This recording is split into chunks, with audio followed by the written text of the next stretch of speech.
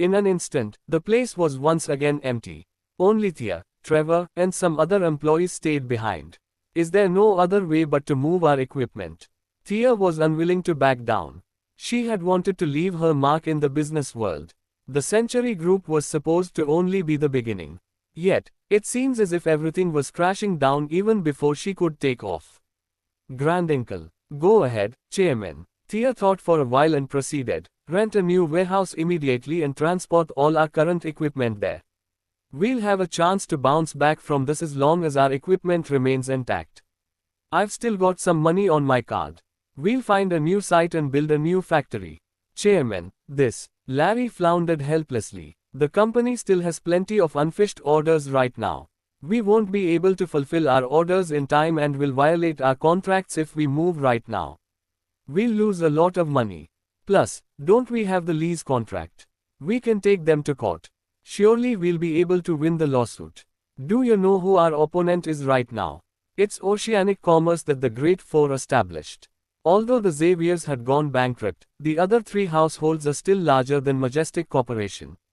We will be the ones who suffer if we go against them, Thea sighed. Is moving really our only option now?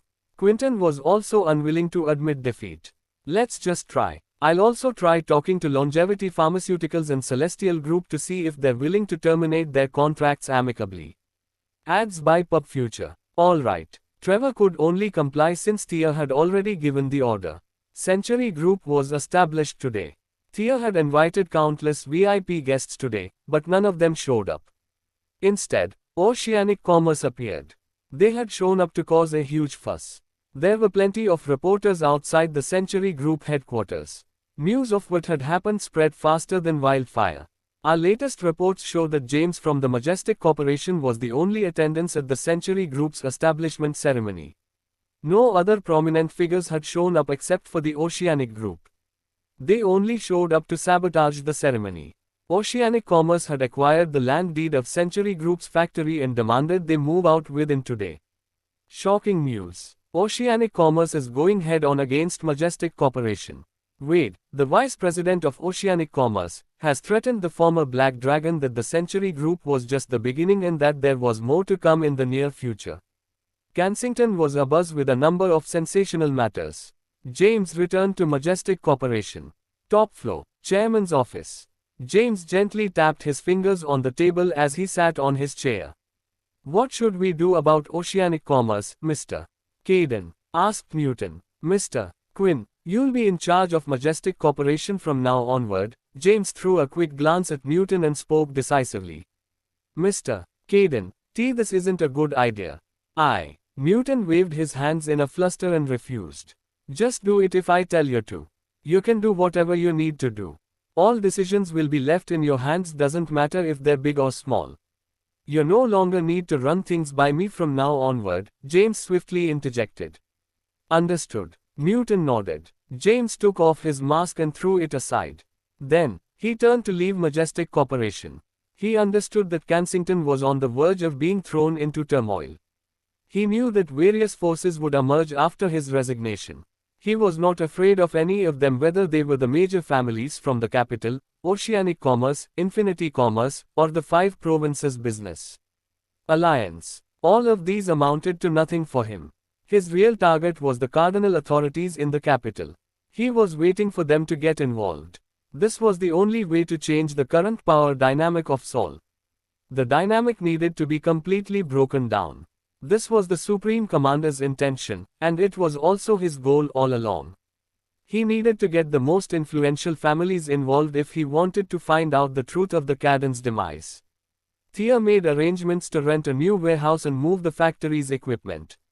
Then, she personally went to Longevity Pharmaceuticals headquarters. In the past, she had a close relationship with Una. As a result, she never needed to make an appointment and was free to visit Una whenever she pleased. Today, however, she found her path barred by security guards as soon as she arrived at Longevity Pharmaceuticals headquarters. Stop right there. What business do you have here? I'm here to see Una, said Thea. You're here to see Ems Lawson. Do you have an appointment? I'm Thea. I am aware of who you are. Go back if you don't have an appointment. Thea was unable to do anything as she was blocked by the security guards. She took out her phone and called Yuna. On the top floor of Longevity Pharmaceuticals, the chairman's office. Yuna crossed her legs. She was with her family who was visiting from the capital. Ads by Pub Future. Yuna. James is no longer the Black Dragon. He is no longer valuable to our family, so it's unnecessary to seek his approval. A man in his 30s Saturday opposite Yuna. This was Yuna's eldest brother, Morgan Lawson. Yuna said with a frown, "Morgan, it's rumored that the Black Dragon is unparalleled in strength and has the best medical skills in the world. Even though he is no longer the Black Dragon, he is still the owner of Transgenerational New City and the chairman of Majestic Corporation. Putting all these aspects together, it wouldn't hurt to have him on our side, right? What do you know? You haven't been in the capital for a while and are unaware of the current state of things. There are a few factions and a few of them are displeased with the Black Dragon because of his arrogance. Now that he no longer holds his position, these people are over the moon with the news. Being his ally will mean standing against all those people," Morgan said as he gazed into Yuna's eyes seriously. Just then, Yuna's phone rang.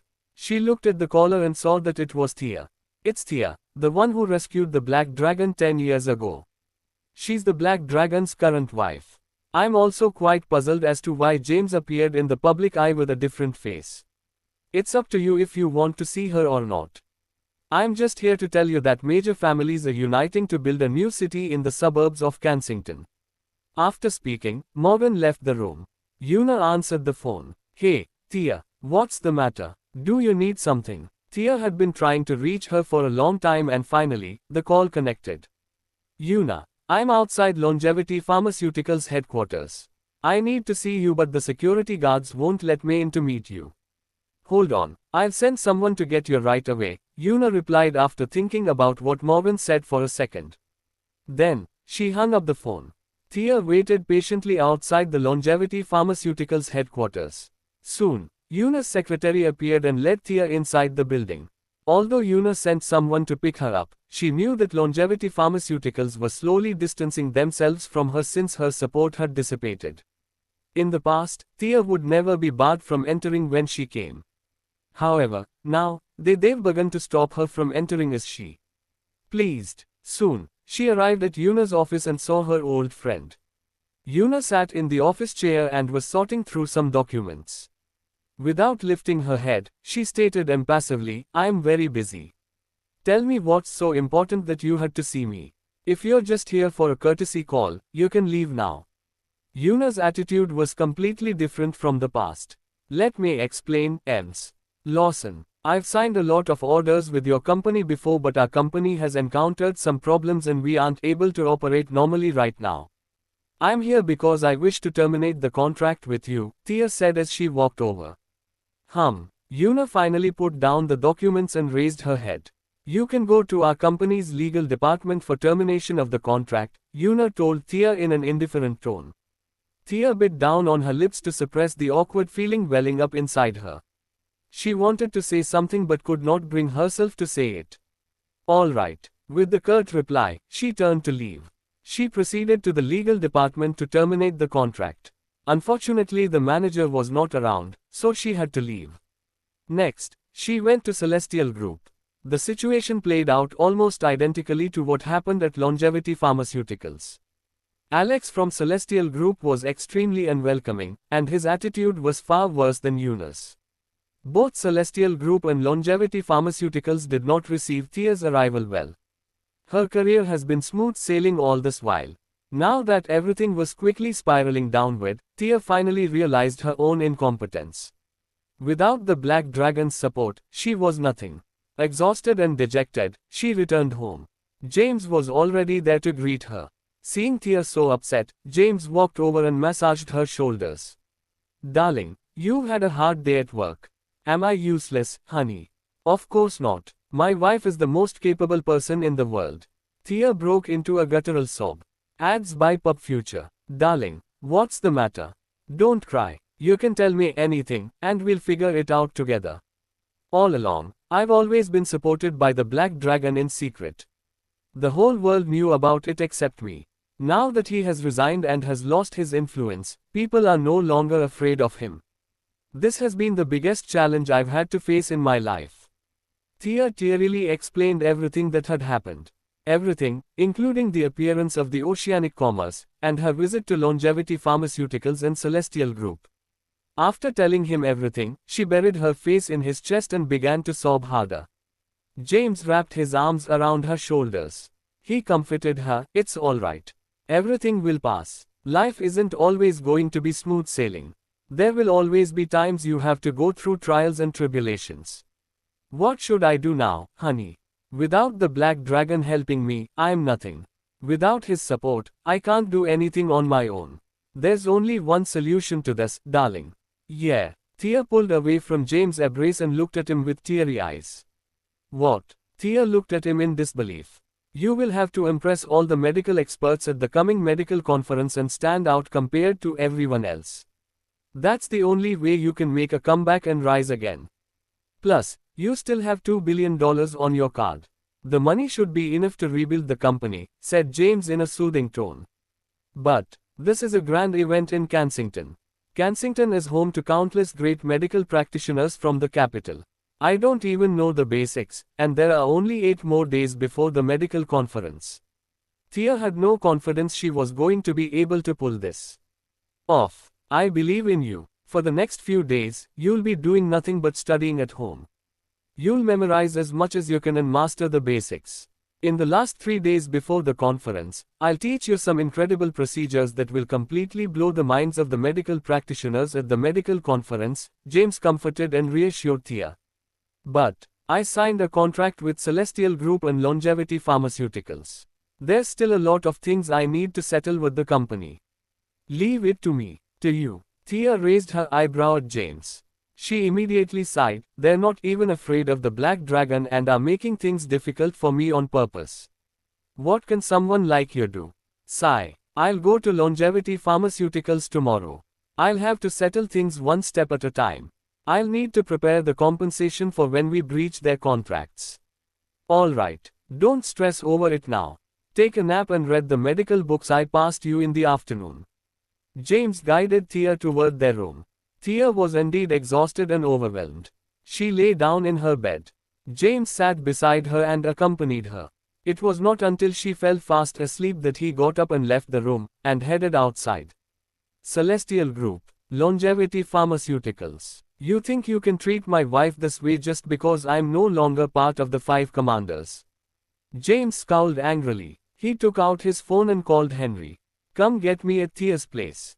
I need to go to Celestial Group and Longevity Pharmaceuticals." After James called Henry, he squatted by the road outside the neighborhood and waited.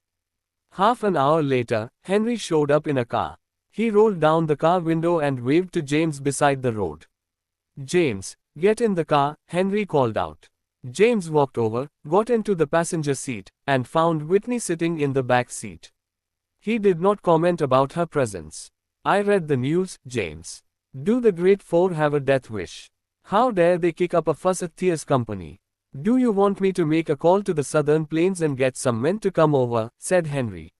"Forget it. That's not necessary." James waved his hands dismissively. "Although you've resigned, the men of the Southern Plains will always support you. Everyone will come to your aid if you just give the word. As it stands, the situation right now is volatile, and it'll be hard for us to fight this battle alone." Henry weighed out the pros and cons of the situation. He was an outsider in this matter. Thus, he was able to look at the situation from an objective point of view. Even though you bought the transgenerational New City and established Transgenerational Group, the company doesn't have much money in its account. We'll need a lot of capital to continue developing the company.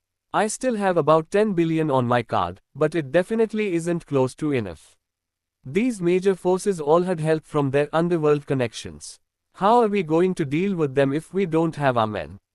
Just give me the word and I can secretly go back to the Southern Plains. It wouldn't be hard for me to get another $1 or $2 billion and bring some of our men back with me." James glanced at Henry. He had a pretty good handle on the overall situation.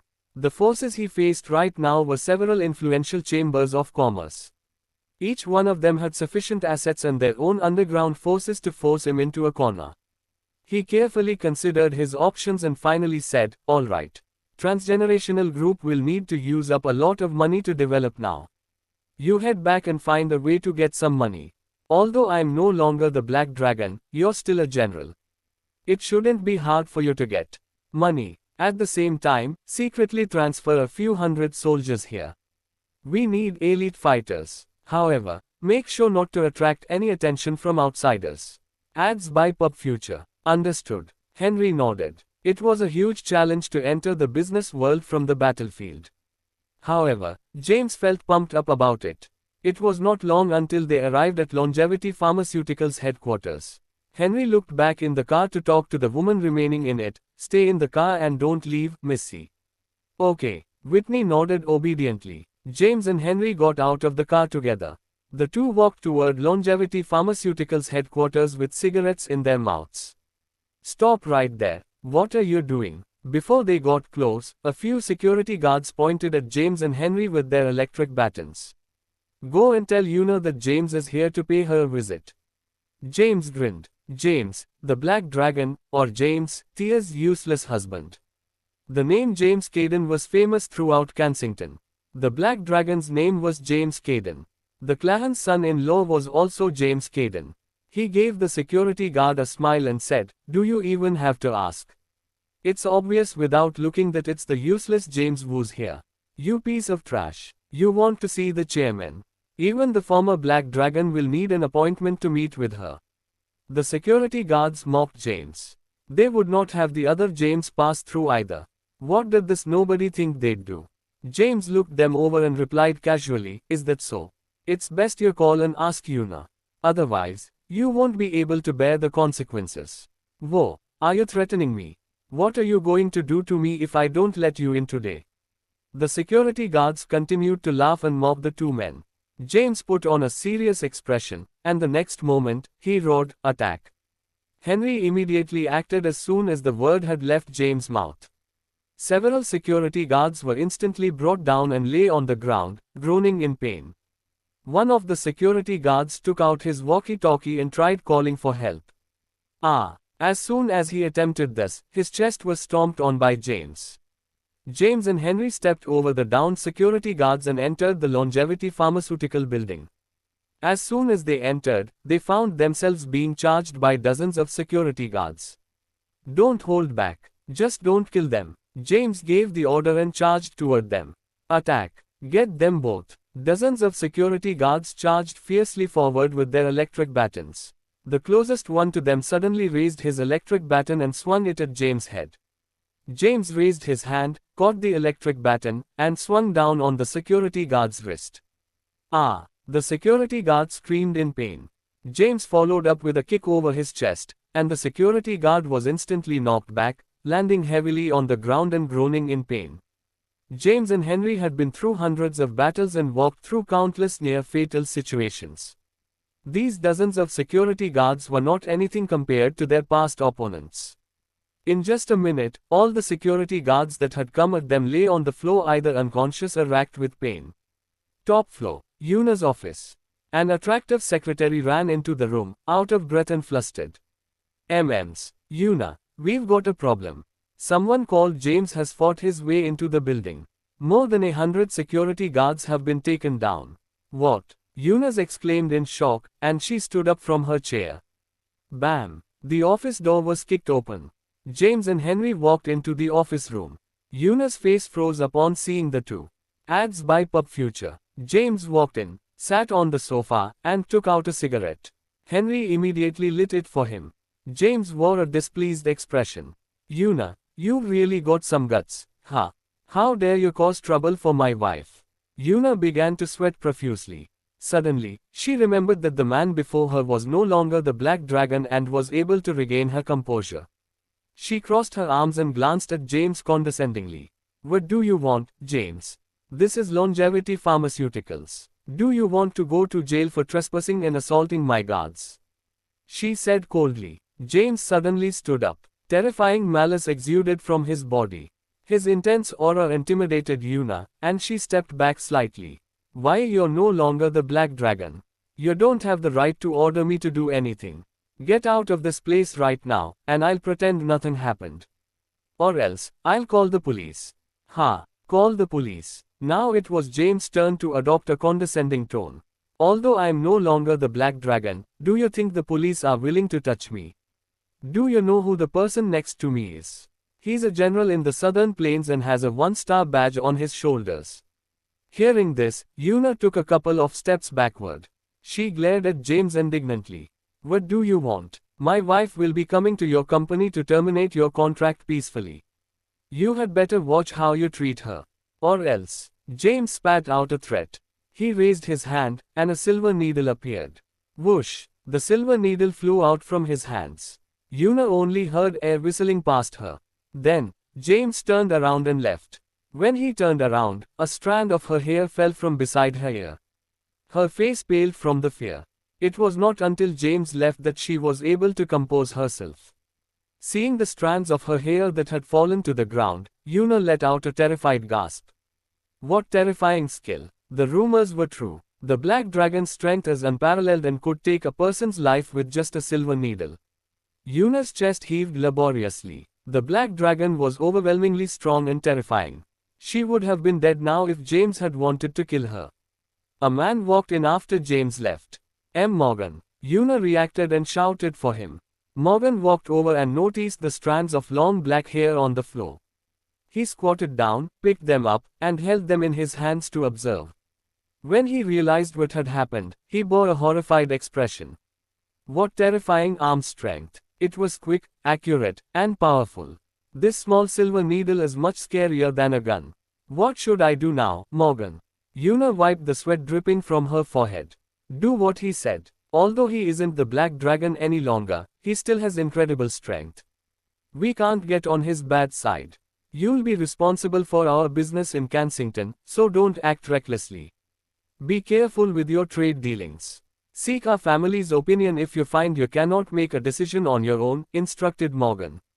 All right, Una nodded. After resolving the matter at Longevity Pharmaceuticals, James and Henry made their way towards Celestial Group. Soon, they arrived at their destination. Henry parked the car. Then, the two got out of the car together and walked side by side toward the Celestial Group headquarters. Unlike Longevity Pharmaceuticals, the two were not blocked by security this time. After entering the building, they walked toward the elevator and headed to the top floor. As soon as they got out of the elevator, several guards were gathered outside, chatting happily. The security guards immediately approached them. One of them pulled out an electric baton from his waist and pointed it at James and Henry, who had excited the elevator. What are you doing here? This is the chairman's exclusive floor. Leave right now, the security guard growled at them. In a few steps, Henry dashed over and snatched the electric baton out of the security guard's hand. He then brought it down hard over the man's head. You! The guard staggered. However, before he could finish his sentence, he was overwhelmed by dizziness, and his body fell to the ground. They're up to something. Get them. The other security guards quickly rushed toward them. Henry moved like well-oiled clockwork and immediately incapacitated the security guard with a few moves. The two headed straight for the chairman's office. Ads by Pub Future. Bam! They kicked open the door and walked inside. Alex was entwined with his attractive female secretary atop his sofa. They were hurriedly undressing while they locked lips in each other's embrace. Suddenly, the door was flung open. Alex turned and saw James and Henry approaching. He glowered at them as he quickly dressed up. What are you doing here, James? Do you want to die? He screamed furiously. Normally, Alex would have welcomed James into his office respectfully before his resignation. However, James was no longer the Black Dragon, and no longer one of the 5 commanders. At best, he was only the chairman of Majestic Corporation. Celestial Group had more power than Majestic Corporation. How could he endure the disrespect from someone he saw as beneath him? He recalled how James had ordered him around like a grunt in the past. His blood boiled with humiliation and rage. Kneel down right now, and I'll consider letting you go, he demanded cockily. James simply walked over and sat down on the sofa. The sexy female secretary on the sofa quickly straightened out her messy clothes and ran out of the office in a panic. Are you not taking me seriously anymore since I've resigned and am no longer one of the 5 commanders, Alex? James returned Alex's vitriol with a grin. Haha, I'm a member of the Yates from the Capitol. Why should I take someone like you seriously? Alex sneered. He regarded James as if he were looking at the town idiot. Do you think you can just waltz in here and talk to me this way? You're not the Black Dragon nor a member of the 5 commanders anymore. Don't you know countless people already have you in their crosshairs? Do you not know how many big shots in the Capitol want you dead? Kneel now. With that said, he immediately took out his phone to make a call. Come to my office quickly. He quickly ended the call and glared at James with resentment. James had caused him a lot of trouble during his time as the Black Dragon. Despite no longer holding the position, this man still had the nerve to cause him trouble. Soon, the office door swung open again, and 7 to 8 burly men walked in. These people were 2 meters tall and around 140 kilograms of pure muscle. Their arms were even thicker than James' waist and bulged with explosive strength. The men stood in the office and faced down at Henry and James. Alex crossed his arms and jeered, I heard you have unparalleled strength. I'd like to see how you get out of my office today. James gave a quick glance at Henry. Henry immediately understood what this meant. Suddenly, he got up. However, as soon as he got up, the men drew their guns and pointed them at James and Henry. Confronted with the many gun barrels, Henry stood stock still and reconsidered his actions. Haha, Alex giggled proudly. So what if you have great strength? Kneel down obediently or else. Or else what? James smirked. James' fearless expression made Alex uncomfortable. Or else, you die, he replied indifferently. As soon as the word, die, left his mouth, James immediately made his move. He raised his hand, and a few silver needles shot out. Before the few burly men could react, they lost strength in their bodies and fell to the ground, unable to even get up. What? Alex's face twitched in shock. He had heard rumors that the Black Dragon was a man of incredible strength. These rumors were meant to be gross exaggerations, not actually true. Everyone who faced the Black Dragon ended up dead. He never expected James to possess such might. James stood up. Alex instinctively retreated, and beads of sweat emerged on his forehead. Alex, you've got some nerve. Ads by Pub Future. He felt James' intention to kill, and his expression immediately changed. A smile formed on his chubby face. James, it was all just a prank. I heard you were crazily strong and never had the chance to witness it myself. I finally have the honor of seeing it before my very eyes today.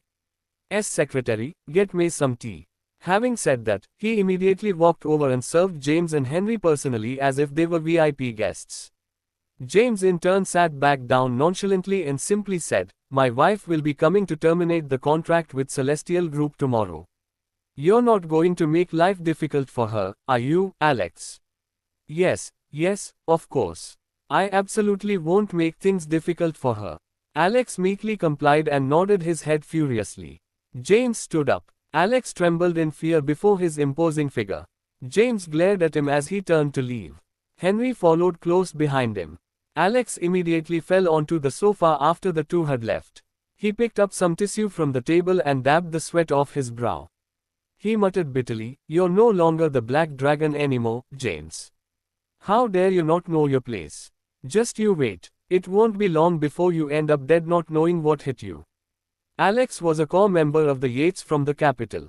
It made sense that he had a general understanding of the political situation in the Capitol. A few factions have formed in the Capitol.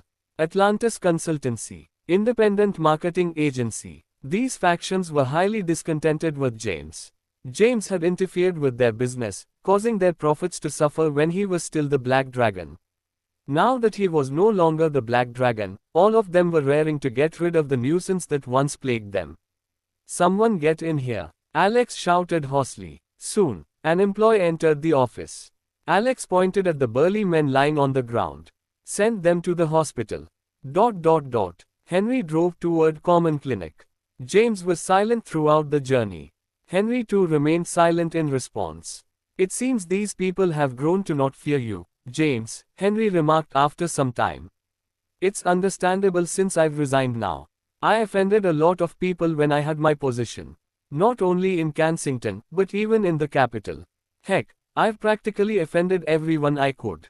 In the past, they choked down their hatred for me since I was the Black Dragon, commander of the Black Dragon army with countless soldiers under me. Now that I'm nobody, all these people are coming to get me. James smiled as he laid the situation out plainly. Since Una and Alex aren't afraid of you anymore, I'm sure it'll be the same on Jake's side. We're going to have a hard time in Kensington from here on, Henry groaned. Yeah, James sighed. In the past, he had offended many high-ranking officials in the capital. After coming to Kensington, all the people he had offended were from wealthy families, the Great Four, Infinity Commerce, Five Provinces Business Alliance, and even those from the underworld. Now that he had resigned, everyone saw it as an opportunity for them to settle the score they had with him. Henry, I need you to rush back to the southern plains immediately. However, don't make an appearance. Secretly meet up with Lieutenant Levy and get him to transfer 1,000 elite soldiers to Kensington. Remember to act in secret and don't attract any attention. Also, try to get some money. A storm is brewing, and I'll have to prepare for when it hits. Otherwise, I'll be long gone before I have a chance to seize my real target, James said grimly. It only took 2 hours for James to go out and return home. Thea still had not woken up from her nap. James entered the house and smoked a cigarette in the living room. He checked the time and noticed that Thea had slept for quite a while. He got off his seat and went into the room. Thea was lying on the bed wearing a thin dress. Perhaps because of the heat, the neckline of her dress was wide open, and her bra had slipped off, revealing a clear view of her cleavage. James almost had a nosebleed. He gently shook Thea awake. Darling, time to get up and study. Thea opened her eyes in confusion, and the first thing she saw was her husband's familiar face. In her groggy state, she got out of bed and straightened her messy clothes. She blushed after realizing her bra had nearly slipped off. James chuckled. What's so funny? Thea raised her head and rolled her eyes at James. You've got a really great figure, darling. I could barely hold myself back from taking you into my arms, James sincerely admitted. Thea's pretty face turned even redder. She quickly got up and went to the bathroom to hide her embarrassment. She washed her face and freshened up. Then, Thea returned to the room. Her head spun at the sight of the thick books on introductory medicine on the desk. Honey, there's only a few more days before the medical conference. What could I possibly learn in these few days? Thea had no confidence at all. You should still try your best. It's better to have some knowledge than nothing at all. Thea sighed. Her confidence was shattered. Ads by Pub Future. How was she supposed to outdo experienced medical practitioners who have had decades of experience under their belt with just a few days of studying? How could that be possible? On top of that, her company was struggling to stay afloat. It just killed any motivation she had to study. Honey, I don't want to do this anymore. Since you're so talented, why don't you just participate and get first place in my stead? Thea looked at James with pleading eyes. James frowned. What was the point of him wanting to teach her if he wanted to win in the first place? All right. Seeing Thea's expectant expression, he could not bear to refuse. Thea sighed in relief. Then, I won't have to memorize these anymore. I've got a headache just looking at these human meridians and acupuncture points. What's the reward if I win first place? James smiled teasingly at her. What kind of reward did you want? Thea blushed. Her flushed face was irresistible to James. The thing you promised before. All right. And no big deal. Are you going to give me a little taste of my reward? James asked coyly. Thea raised her head and pecked James on his cheeks. That doesn't count. Right here. James pointed at his mouth. Thea rolled her eyes, stood up, and walked out of the room, leaving James with the sight of her proud back moving away from him. James touched his cheeks, where she kissed and grinned like a schoolboy. He followed her out of the room. They were alone at home. Thea had been worried about the company's affairs and kept spacing out. Darling, I'm going to the company to check on the situation. All right. James nodded. He had not responded to the threat made by Oceanic Commerce toward Thea's company. He was just waiting for the right moment. Also, he had a plan in mind. A plan to support Thea to the top. First, the genius doctor title had to be won to make a name for the company. Then, the company could be reopened. It would no longer be a manufacturing company but one that researched and produced its own medicine. This would force other companies to compete with each other in a bid to get their supply from Century Group. Since Thea went to the company, James had nothing to do. So, he went back to sleep in the room. Meanwhile, in an underground casino in Kensington, David was dressed in a simple short-sleeved shirt paired with a Rolex watch and gold necklace. He wrapped his arms around a voluptuous woman and made huge bets. FCK, what terrible luck, David whined. In the blink of an eye, he had lost millions of dollars. He stood up and was about to leave. Don't go, David. The voluptuous woman pulled on David and caressed her body on him. Play a few more games, David. You can't be unlucky forever. You might strike gold in the next couple of rounds, the woman purred persuasively. Forget it. I'm done. David still had some sense left in him. He wanted to leave. He would lose everything if he continued. Haha, I won 30 million in one round. A burst of loud laughter boomed through the hall. A man laughed excitedly. I won. I got back all the money I lost with profits. Looks like I'll be having fun with some young models at the clubhouse later. He laughed as he left the casino. David was tempted as he watched the man leave. Surely this unlucky streak won't go on forever. I should try a few more rounds. David reasoned with himself. Let's go to a VIP private room. You'll be around more big shots like yourself. Let's play some bigger and more exciting games. I know you're not running out of money, right?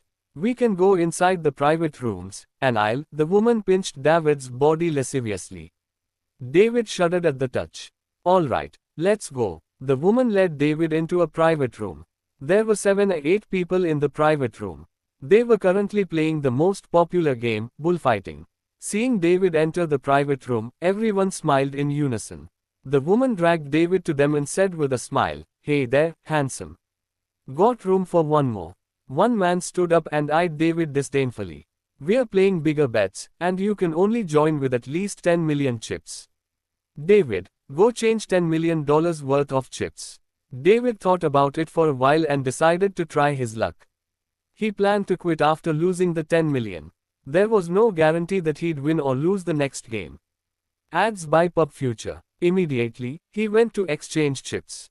Then, he joined the game. The air conditioner was turned on in the private room, and there was a faint fragrance wafted through the air. The purpose of this fragrance was to dull one's senses, and inhibit their impulse control and reasoning capabilities. Everyone in the private room was secretly colluding together. These people had noticed him making big bets after entering the underground casino. This room was a trap to drain him for every penny he was worth. David began gambling. On the side, the sexy woman began to serve him. He enjoyed himself as he gambled with the men. It did not take long for him to lose the 10 million chips he initially had. I'll add on another 20 million chips. He was desperate after losing it all. Then, he exchanged more chips. However, the 20 million chips were not enough at all and were gone in less than 10 minutes. The stimulating aroma in the room and atmosphere of the room made David completely lose his self-control. He continuously exchanged chips only to lose them all the next moment. In less than 2 hours, he had lost all the money he had taken from Thea.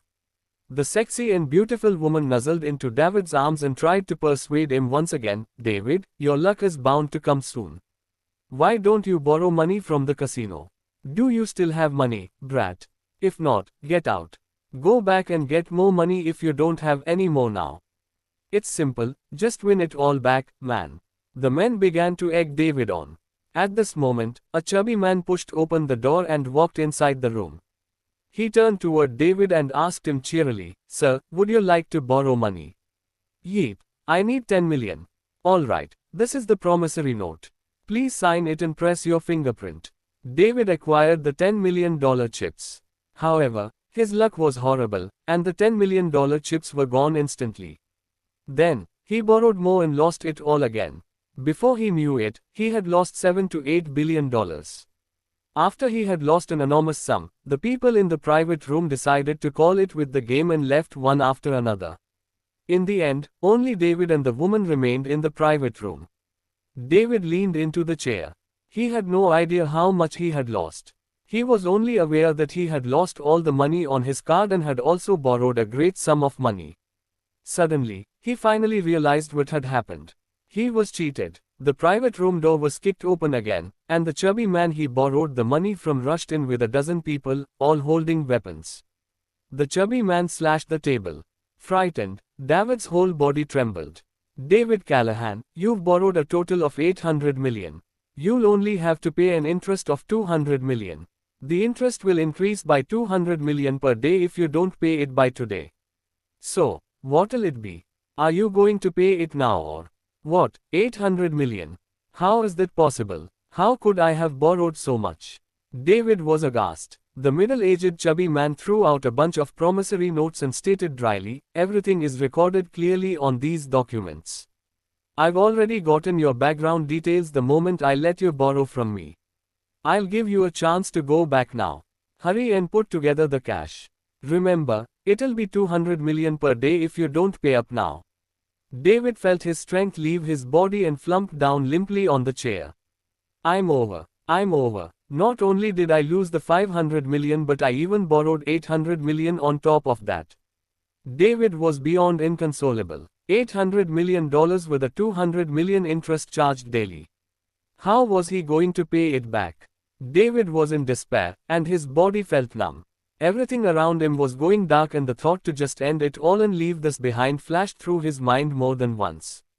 David, you should go back to ask for money. That guy is Maximus. He's known for being extremely ruthless. If you don't get him his money, not only you but all the Callahans will be finished, the sexy woman said in an encouraging tone. The woman worked for the underground casino, and her name was Lulu. She was responsible for entertaining the high rollers that visited the casino. Hearing this, David shivered. He stood up and wanted to leave. However, he could not muster up the strength in his body to take a step forward. He had no idea how he got home. At home, he lay down in bed and did not want to move or eat dinner. He opened the window several times and tried to jump out. He found that his courage failed him every time he tried to put it into action. After dinner, Thea's room. Thea was talking to James about the company. She told him the company's equipment had been moved and that she would find a new place to build a factory after the medical conference. She still had some money that would be enough for them to rebuild the company. Ads by Pub Future. Alright. James did not say anything. The Oceanics Commerce's target was him, but Thea had to bear the consequences of being associated with him. He internally took this as a personal attack against him. In the future, the Great Foz Oceanic Commerce would rue the day they chose to mess with him and his family. In the other room, David wanted to come clean about what he did to his family, but he did not have the courage to face them. Not only did he steal $500 million from Thea, but he also borrowed another $800 from a loan shark and lost it all. He could not possibly tell them. The night silently passed. The next day, before dawn, James was still asleep when a call interrupted his sleep. In confusion, he touched the phone by the bedside and declined the call. Soon, the phone rang again. James opened his eyes, rolled off the bed, and got up. He picked up the phone placed on the bedside table and found that it was a call from a city in the southern plains. He quickly pressed the answer button. Black Dragon, if you want to save the Black Shadow, come to the southern plains before dark. If not, all you'll be getting back is his lifeless corpse. A monotonous voice spoke through the phone. James immediately lost all trace of his drowsiness. Who are you? Beep, beep, beep. The other party had hung up. James quickly called Henry. Sorry, the phone number you've dialed is currently unavailable. Henry's phone was switched off and could not be contacted. James immediately sensed that something had happened to Henry. However, the southern plains was his base camp. The Black Dragon army of millions of soldiers was there. Henry was his confidant and had the right to mobilize the army. How could something happen to Henry on his territory? What's wrong, honey? Thea rolled over and got up groggily. She glanced at James, who was sitting with a terrifying expression at the edge of the bed. The grim expression on James' face dissipated. He turned around and said with a smile, "It's nothing. I got a call from the company. They need me to go on a business trip today. I'm afraid I'll have to go abroad for a while, darling." Okay. Thea accepted his explanation easily. All the best. Do you have enough money? I'll transfer some money to you. You'll need money for food, lodging, and transportation abroad. I'm not there on vacation. I'll be there for business, and the company will reimburse me. James smiled calmly. You better not mess around abroad and come back with some weird disease, Thea warned him. Of course, I won't. James retorted awkwardly. He got up, walked toward the closet, and opened it up. James searched for a long time but could not find the thing he had kept in the closet. He turned around and asked, Darling, have you seen my wire made of silver needles in the closet? Thea had already gotten up from bed. She was puzzled for a moment but suddenly remembered something. She pointed to the balcony and said, The wire seemed really strong, so I thought I'd use it to hang out laundry. It's out on the balcony.